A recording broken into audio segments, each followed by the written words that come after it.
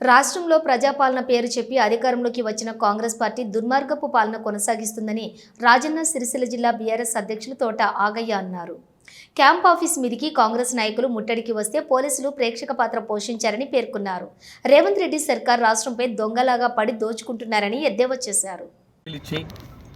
ఈరోజు ఈ రాష్ట్రంలో ప్రజా పాలన చేస్తున్న రేవంత్ రెడ్డి గారు ఈ ప్రజా పాలనలో అసలు 10 సంవత్సరాల పాలన ఏ విధానంగా ఉంది, ఈ 18 నెలల పాలన ఏ విధానంగా ఉందని ప్రజలందరూ చూస్తున్నారు.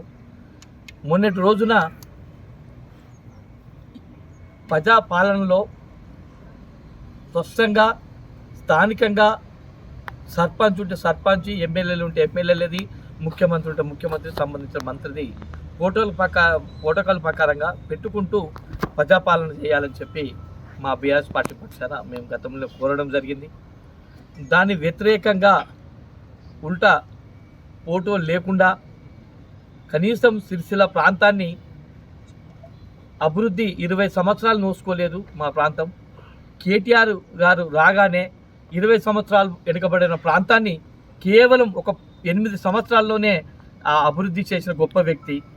ఆ గొప్ప వ్యక్తి ఈ సిరిసిల్ల ప్రాంతాన్ని ఇవాళ అభివృద్ధి మొన్నటికి మొన్న టెక్స్టైల్ పార్కులో అనుమతి ఇచ్చింది కేటీఆర్ గారు, కేసీఆర్ గారే.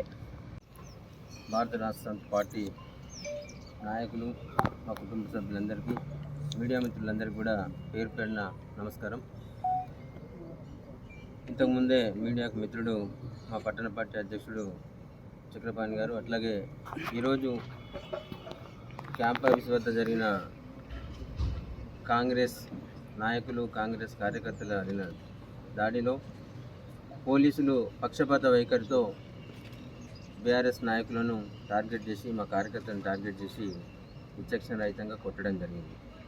ఇలా రాష్ట్రంలో ప్రజాపాలన పేరుతో ప్రజలను వంచి అధికారంలోకి వచ్చిన రేవంత్ రెడ్డి ఒక దుర్మార్గ పాలన కొనసాగిస్తూ, రేవంత్ రెడ్డి ఆయన కుటుంబం హైదరాబాద్ మీద పడి బందిపోటు దొంగల్లా, ఒక డెకాయిట్స్ వల్లే, దారి దోపిడీ దొంగల వల్ల దోచుకుంటూ ఉన్నారు.